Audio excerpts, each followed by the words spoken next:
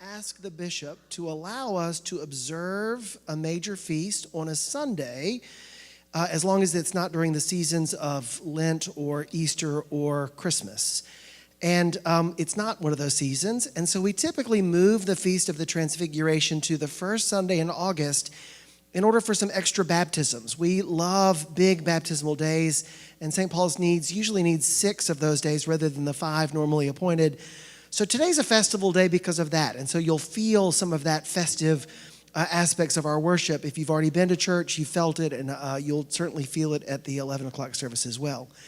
But it's also a day of celebration because it's Charles Martin's first Sunday with us as our associate rector and as the chaplain at St. Martin's University Center. It is a coincidence that he's going to have to wear fully that his last name is Martin and he is the chaplain at St. Martin's.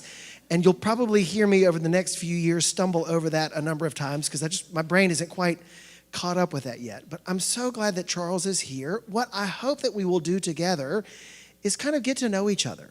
So I'm going to ask Charles a couple of open-ended questions and give him a chance to tell us a little bit about himself.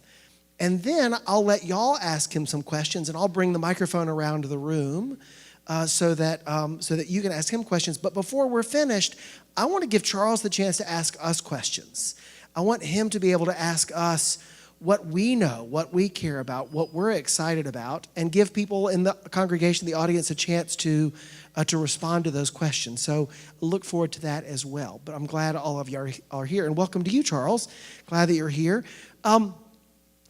Charles, just to start, tell us a little bit about yourself. Tell us where you grew up and how you have navigated from the place where you grew up to Fayetteville, Arkansas. Yeah, thank you. So a couple people asked me after the 8:45, where are you from? And I always sort of stumble on that question. So I grew up in Appleton, Wisconsin, in east central Wisconsin, and then lived in rural eastern Wisconsin for a while as well. I went to college at Lawrence University in Appleton, Wisconsin. Any? Woo, okay.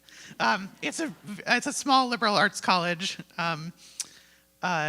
So I was in Appleton. Most of my extended family is still in Wisconsin. Some are in Minnesota. When I was in college, my parents moved to Denver, Colorado. And so I was a chemistry major in undergrad. I'll come back and talk about Bible study. But and they were like, well, you can get a PhD for free.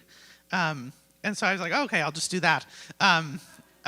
Which turns out there are better reasons you should do a doctoral program. But anyway, I ended up in Boulder, Colorado as a graduate student in chemistry, decided to leave with a master's degree, but that's how I ended up in Colorado. And when I was there, I officially became Episcopalian, got confirmed, and started the discernment process for the priesthood, which then took me to Sewanee, Tennessee, where I did my Master of Divinity.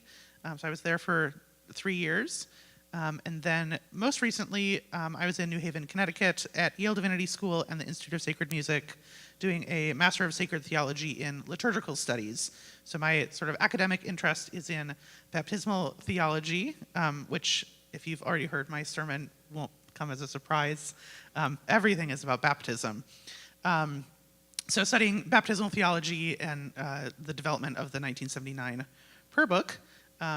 So I was just ordained a priest last Holy Cross Day in September, and so I was working as a priest part-time while I was doing my STM, but this is my first full-time call, and so when I was looking for what I would do after my STM year, I was pretty clear that I wanted to be involved in parish ministry, but I also really love being in the academic context. I taught community college chemistry for a few years in Colorado. So I've basically been in school either as a teacher or a student my whole life. And so this really is a wonderful opportunity for me to be able to be engaging in parish ministry in this context, and then also be working in the university environment and being able to provide some support, having really experienced that in a lot of different ways. Thanks. Tell us how you found the Episcopal Church. So when I was an undergraduate, again, a really small school, so we only had, here, when I was visiting, the street that St. Martin's is on is like campus ministry, sorority house, campus ministry, sorority house. We didn't have that at Lawrence. We had one campus ministry, It was through InterVarsity, which is pretty evangelical campus ministry, but because it was the only one, it had to be pretty broad, and so we had people from all walks of the Christian life. I was vaguely a Presbyterian at that point, I guess, but as of course happens, there is an Episcopal church across the street from campus, and one of my friends invited me to go to the Easter Vigil. And I was like, I don't know what that is, but I'll show up. And like, that was it. Like, I walked into the church, there was like a lit fire in the back of the church. We chanted psalms. We sang the Matthias Gloria with the trumpet stop on, and just all of these things. I was like, oh, this really speaks to something real. So I just had that deep sense of like, this was the right place. And then I got to take some classes about early modern Europe and learn more about the Reformation. And I was like, I think maybe like the Anglicans really got this right. And so those two things combined together, and that's how I ended up in the Episcopal Church.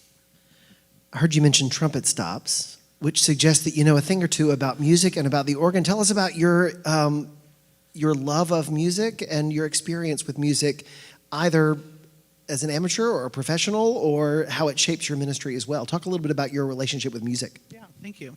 Well, I'd be remiss if I didn't credit my mother, who's here this morning, with putting me in music classes at an early age. Mary, would you raise your hand so we can see it? That's Mary. Okay.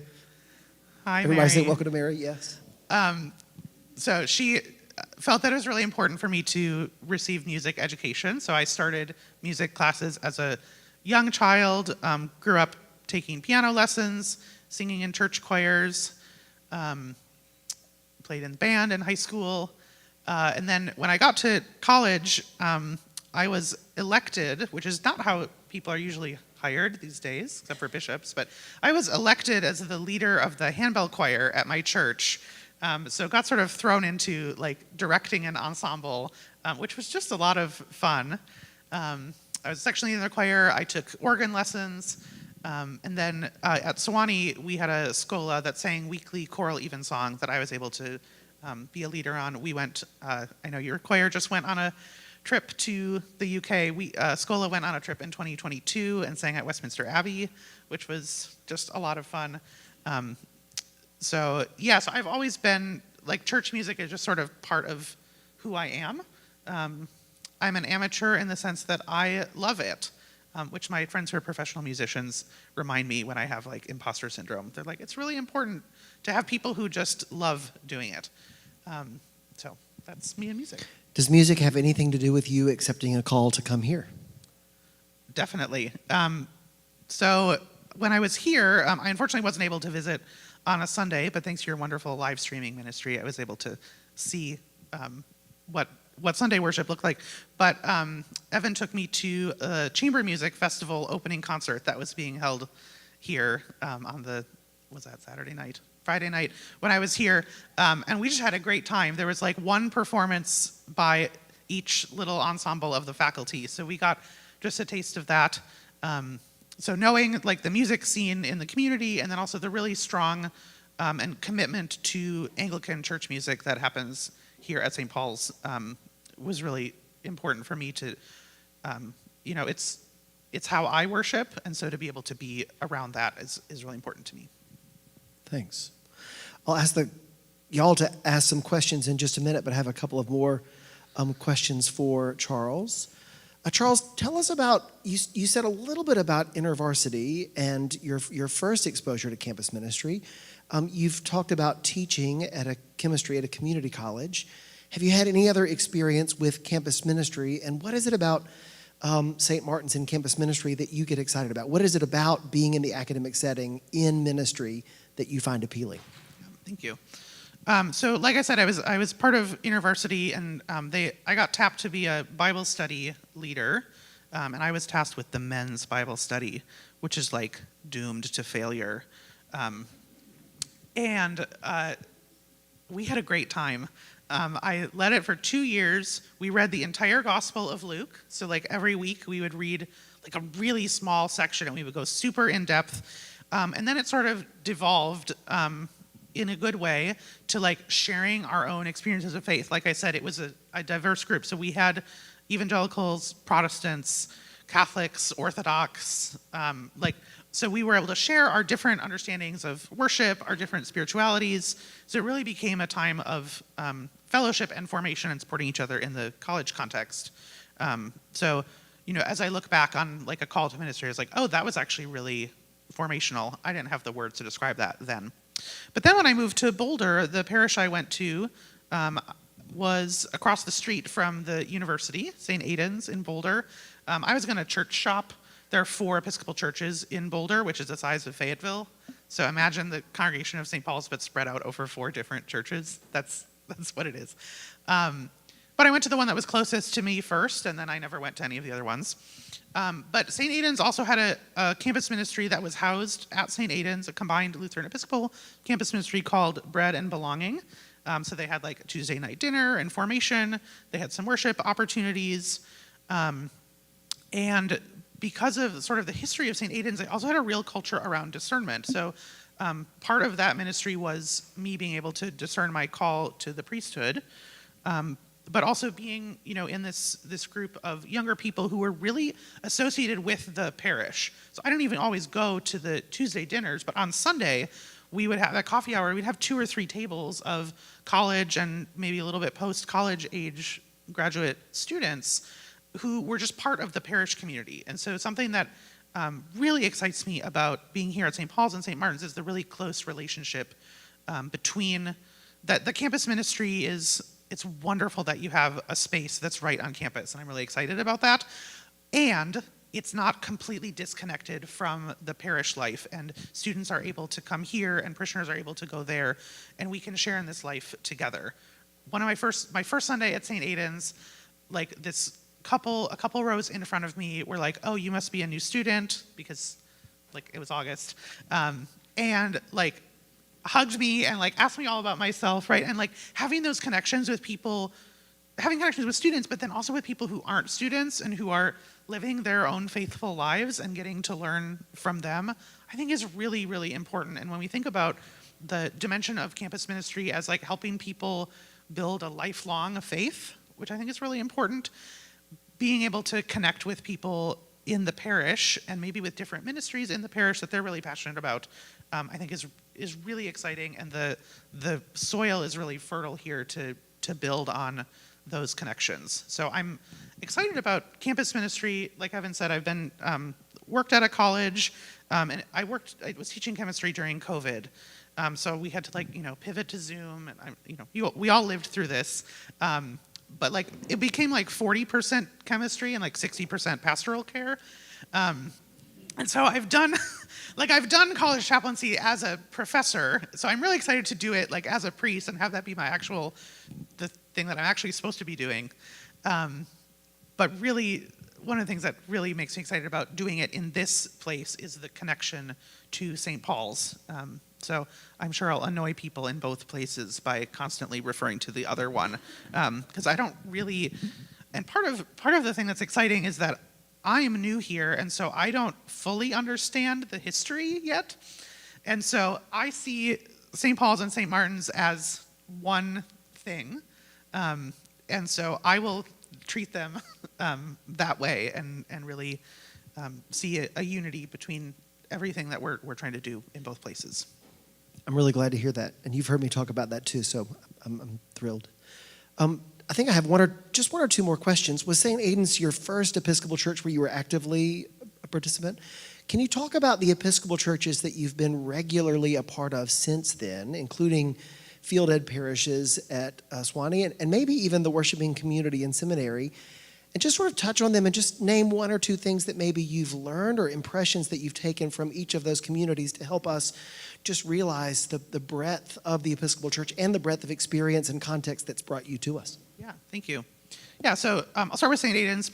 Mentioned them briefly, but it's a fairly urban parish across from the university. So I think some things that are in common with St. Paul's, like you've a lot of university faculty, students, other people who are affiliated with football fans, all those sorts of things there. It was the only parish I went to in Colorado. And then in seminary, I had the great pleasure of doing my field education at a group of parishes called the Southeastern Tennessee Episcopal Ministry, or STEM. There were 3 small parishes, each with a Sunday attendance like under 30, with one priest who was shared and would go to a different church each week. And so I would follow along, like she had her little ducklings that would follow her along to each parish each week. And there's something really beautiful about these tiny churches where like you have to be 100% involved or it won't work. So the smallest one is Epiphany Church in Sherwood. Their Sunday attendance is 12.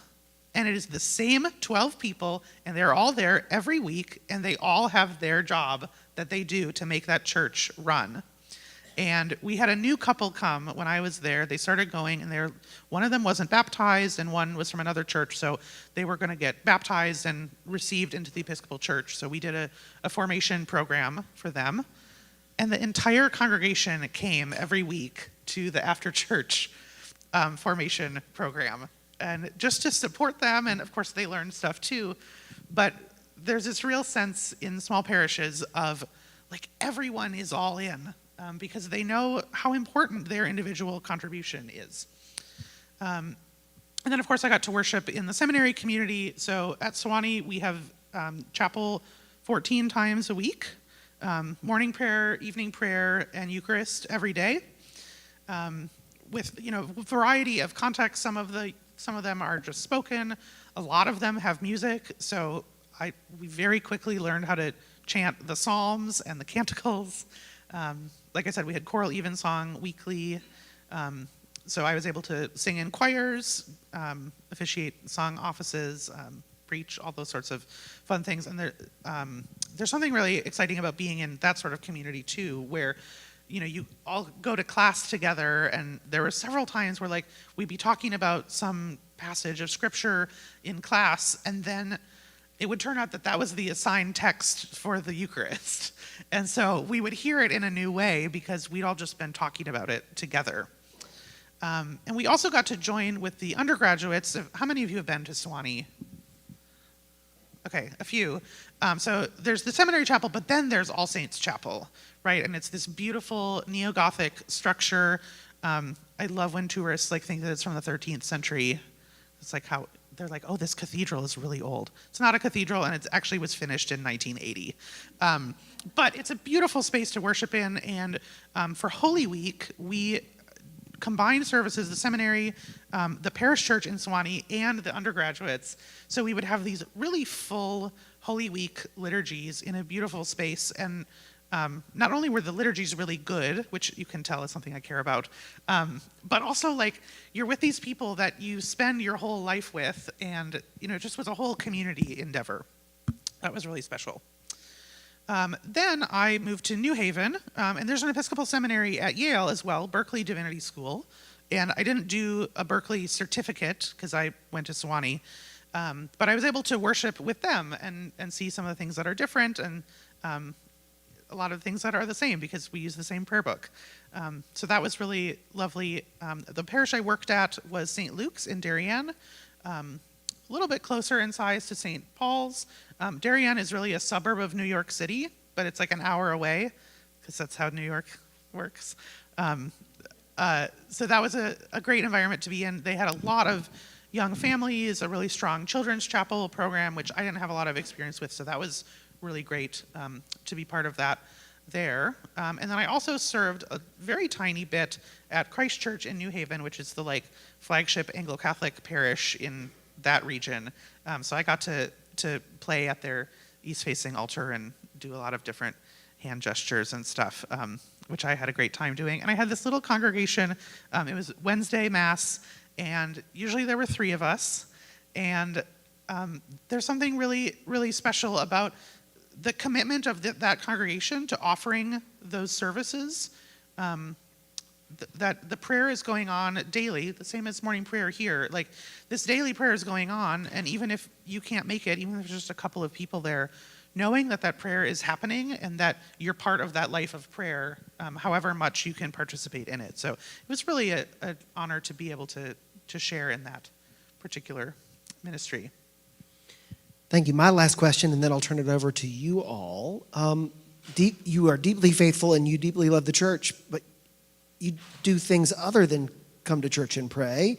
What are some of the things that you have enjoyed doing, and that may be things that you hope once you've settled into these roles and into this community that you might do to take care of yourself and to just enjoy life outside of the church? Yeah, thank you.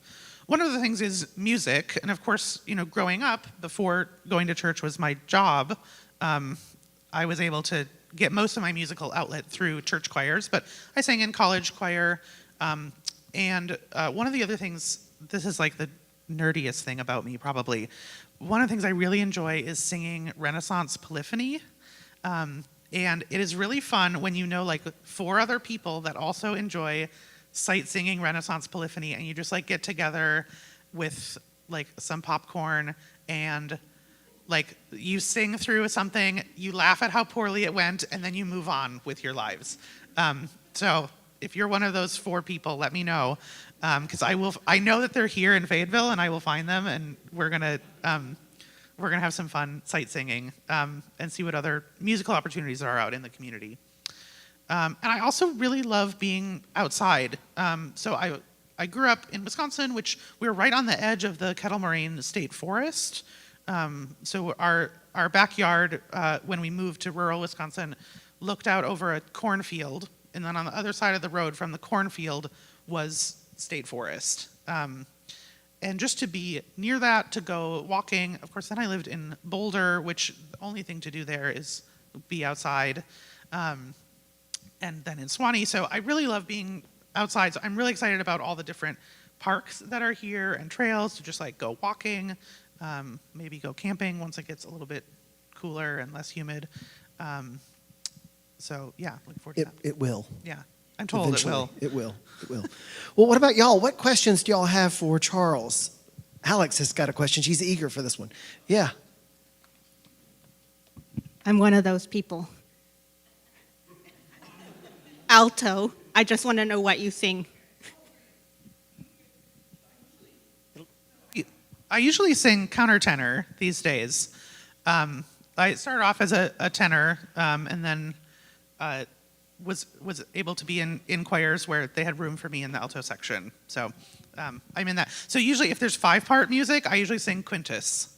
So for those who don't sight read Renaissance music, a lot of it is for 5 voices, which is weird because our like normal choral music is 4 parts, soprano, alto, tenor, bass. But a lot of it's 5 parts, but the 5th part is just called quintus, which just means 5th. And it's just somewhere in the middle between the soprano and the bass part. So that's my favorite part to sing, actually. What other questions or comments? Yeah, Alan. Oh, and it's going to take Charles months to learn most of our names. And so as a part of that, just get in the habit of whenever you talk to Charles, just remind him of your name. So today, let's start today. Alex, tell us your last name. Alex Reese. And when I hand you the microphone, just introduce yourself to Charles and then ask your question. Thanks. Alan Carney. And I just wanted to say welcome. And I'm really excited that you're going to be working at St. Martin's. I've gotten to know some young people up there at the university who are really excited that you're coming, and they can't wait for you to get on board with what they're doing. Thank you.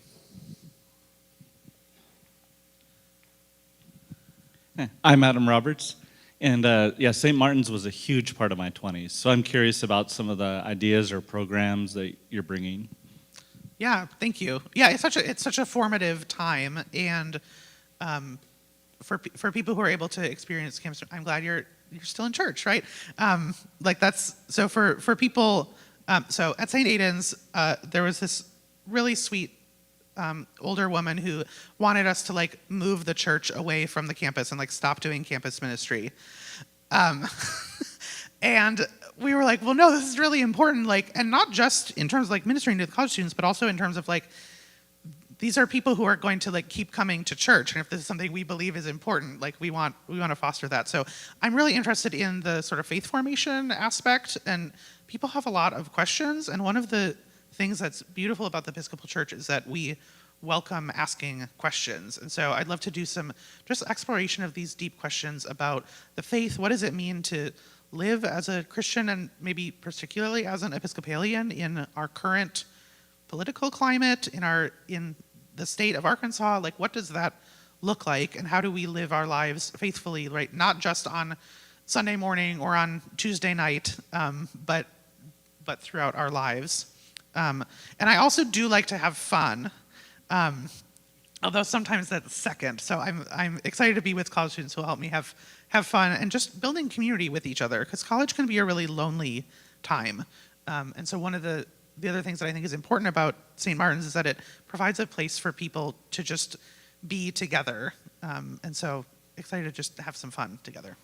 One of the things that just reminds me, I'll come back there and just say, one of the things that reminds me from all of your comments or questions so far is that if you're somebody who loves college ministry, has a good experience with college ministry, is passionate about college ministry, I want to invite you to just sort of gently and consistently to remind Charles that you would love to be a part of campus ministry. And it's going to take Charles at least 3 months to figure out what everything looks like, because this is a new place in a new context. He's not going to wait 3 months to do stuff, but it's going to take a couple of months, 3 months, to kind of figure that out. And so keep gently reminding him, hey, don't forget, if you ever want somebody to do this, or if you're ever looking for somebody to do this, just keep reminding him, because there will be so much coming at him so quickly that it'll be hard to hold on to those things.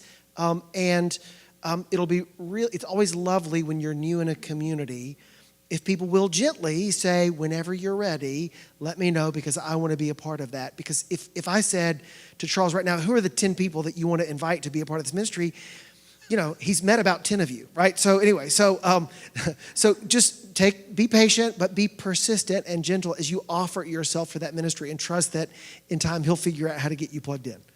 All right, I'm going to come back there in just a minute, but on the way I'm going to stop and give this to Vicki.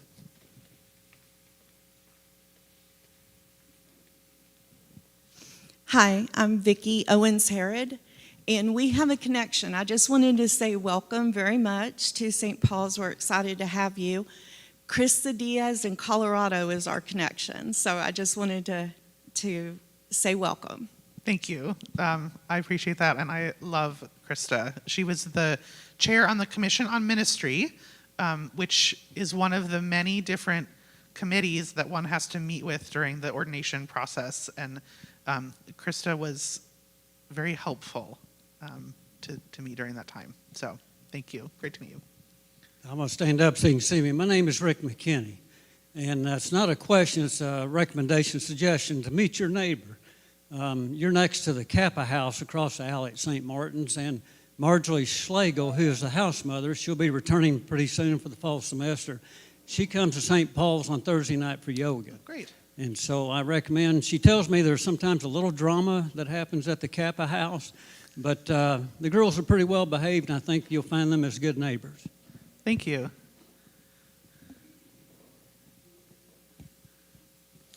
Hello, this is Brent Green.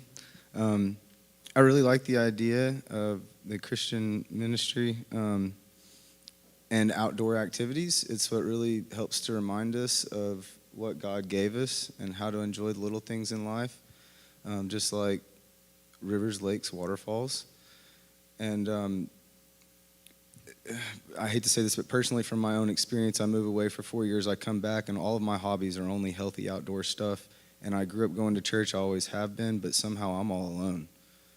Like, it's rock climbing, mountain biking, trail running, rivers, waterfalls, and lakes. But I can't find, and then church. I can't find anyone to do all of that stuff with. And so I would love to be a part of a group that can actually build a good community, including the university. I'm trying to talk to them about building a new park. I've been trying to build that business plan for 10 years. Anyways, this isn't all about me. It's about our community. And I'd really like to help. I like your style. Great, thank you. Yeah, that's one of the things that's great about nature, and there's a theological side to that I didn't mention with being a chemist, and like appreciating the ways that God like built all of this, right? And primarily like for our enjoyment. I mean, that's what Genesis says. But it's also something that we can share with others. Like, I love going for a walk by myself, but there's yeah, also ways to share that in groups. So yeah, I'd love to talk more about that. Other questions for Charles? Yep, here I come.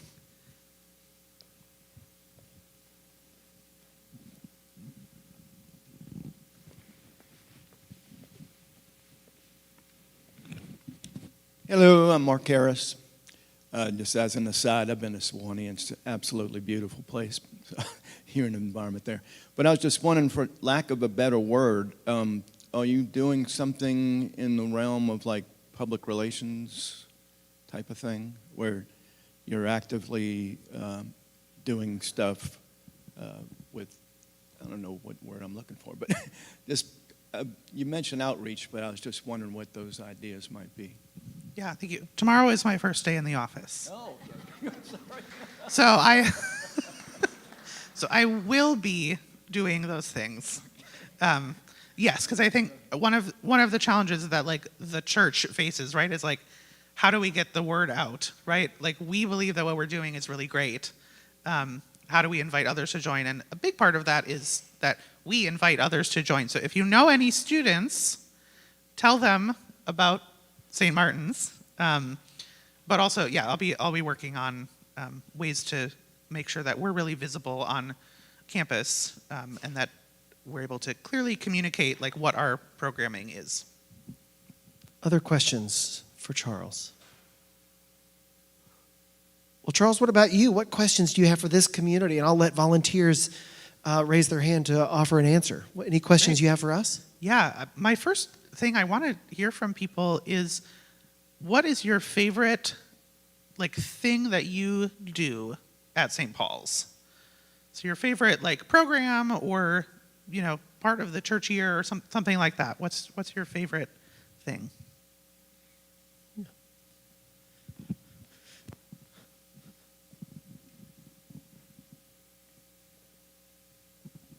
Hi, I'm Melissa Nelson, and we have a book club that I kind of just found out about, and now I think last year was our first year. We had a table at the ministry fair, but that's been a really fun way to meet women, and half of it is talking about the book, but half of it is just talking about our lives and bonding and building a community, and that's turned into lunches, and it's just been really great.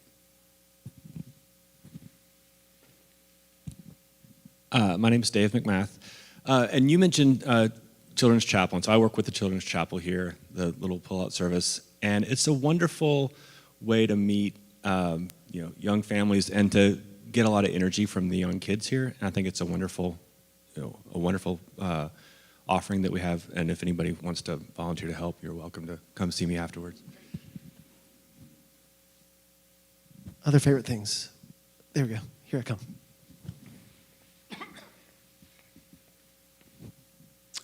Alan Carney again.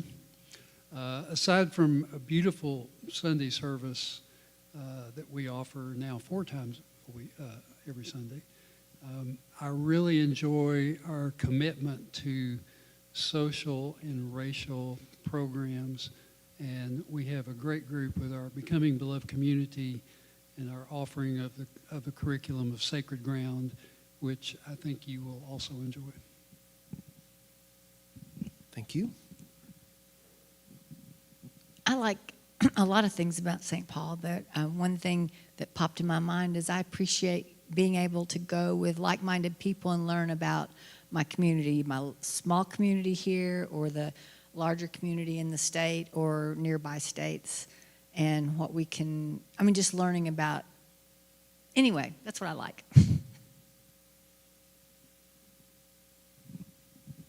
Hi, I'm Jamie Spallinger. One of my favorite things about St. Paul's is education for ministry, just being able to be with a like-minded group of people who are open about the Bible and getting to read about it.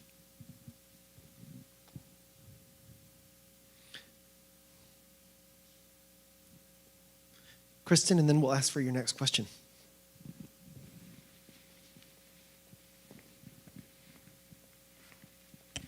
Good morning, I'm Kristen Payne, and one of my favorite things about St. Paul's is being a member of the vestry. I have loved getting to know people that I probably wouldn't have been a part of their organization, seeing how this church functions, operates, and so many opportunities that it's brought for me. Other questions, Charles? Okay, I want to know what, like, Bible passages, what scriptural stories are you, like, what's sitting with you right now? You know, some people have like a life verse, but I also think as our lives change, like, we have different things that like really stick with us or really hit us. So what are you holding to right now?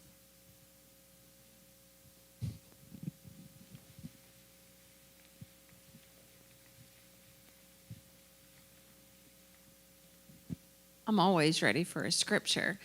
My name is Mandy Kelly, and I would say Exodus 14:14. The Lord will fight for you. You just only need to be still. Thank you.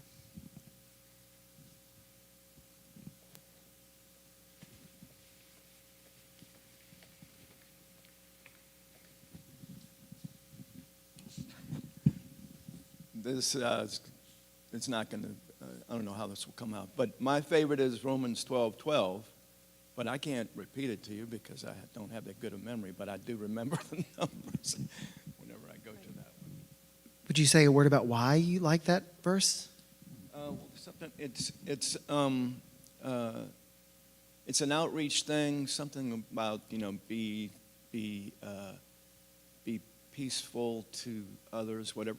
It's both introspective and is a way in such a short passage to also reach out. It's a give and take type of idea, and to be open is what I like about it. Thank you. And you don't have to cite chapter and verse if you don't know them. That's okay. Yeah, just tell the story. You can tell the story. Yeah. That's good. Or an image. Hi, Vicki Owens Harrod again. Mine is Mark 12:30, where Jesus tells us to love our God with all of our heart, mind, and soul, and love our neighbor as ourselves. Thank you. I'm Dave McMath. I love the story of the Good Samaritan. I think it's a good reminder of how to be helpful and how to notice other people who are very different. I think it's a wonderful story. Others?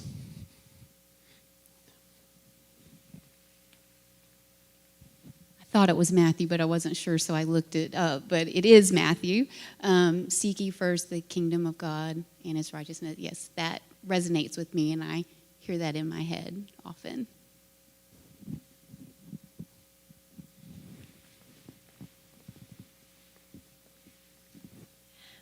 Philippians, be anxious for nothing but everything in prayer, thanksgiving, supplication, and thanksgivings. Is always something that, just as Kristen said, it pops into my head when I am becoming anxious. Thank you. Any other questions? Oh, there's one more. Got it?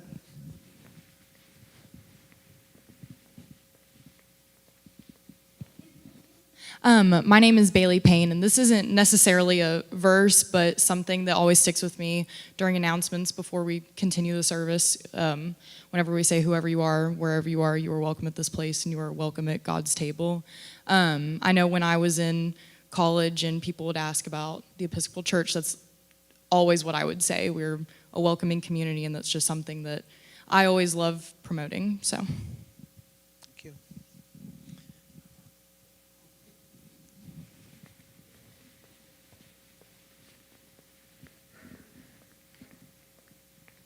I just want to share the actual words since I don't remember it. Rejoice in hope, be patient in tribulation, be constant in prayer. Or another one is be joyful in hope, patient in affliction, and persistent in prayer. Thank you. I don't have another question. One more question. I don't have another question. You don't have another question? I only prepared two. He prepared two. Do y'all have any other questions for Charles? Any other questions for Charles? Yeah, well, I'm really excited about sharing ministry with Charles. I'll say that when we started looking for a new clergy person, we advertised for the position, and by the time we were ready to start looking, a lot of people who had finished seminary were already being matched up. And typically in the Episcopal Church, the diocese, ours is Arkansas, the diocese that sends you to seminary expects you to come back and work in that diocese. And so you always start with those who are coming through the process in your diocese. We didn't have anybody coming through the process in Arkansas that was the right fit. Interviewed a few of them, but they weren't the right fit. So we expanded our search broader. But by the time we expanded that search, I really wasn't sure whether we would find someone really good.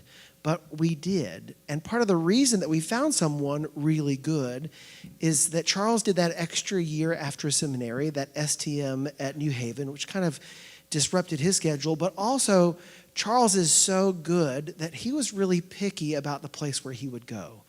And it became clear to him and to his diocese, the Diocese of Colorado, that there wasn't a perfect for him there. And so he, pretty late in the game, started to cast his sights beyond Colorado. About the time that we were beginning to look for seminarians outside of Arkansas, and a mutual friend of ours from Swanee, who I reached out to and said, if you know anybody coming through who is good and is looking for a spot, let me know, put us in touch. And it did not take long at all for me and the others who helped interview and welcome Charles when he came to visit. It did not take us long at all to figure out that he was going to be a great gift to our community. I'm really thankful for that. One of the reasons that Charles is serving as associate rector, you might remember Adeline Tyler Williams, who was here for only about a year before she accepted a call to go elsewhere. She served as a curate and as chaplain to St. Martin's. Curates are usually those who've just finished seminary and have not had the chance to kind of work in a church setting. Labels don't really matter all that much, but we want to honor Charles's experience, having worked in that church in Darien and also at Christ Church in New Haven, and to welcome him as an associate rector. He will be a full-time member of St. Paul's staff, but his focus will be at St. Martin's. And as you've heard me say a little bit, and as you've already heard from Charles as well, that in and of itself reflects a shift in our relationship with college ministry. For the last at least 20 or so years, St. Martin's has been a ministry of the diocese that St. Paul's was willing to support and help out with. And that was under the leadership of our previous bishop. It was a diocesan ministry, and the bishop sort of relied on us to do the day-to-day operations, but we didn't have that ministry as a ministry of the parish. We were supporting a ministry of the diocese. Our current bishop, John Harmon, understands that the future of campus ministry, not only in Fayetteville, but all over Arkansas, is to have parishes more deeply invested in college ministry. And at our request, he gave us permission to take this ministry on and to no longer keep books on behalf of the diocese, to no longer have to go through the diocese for all of the ins and outs and operations and the budgeting, but instead the diocese is continuing to support college ministry because this is the flagship college ministry in Arkansas, and they're going to continue to support us financially.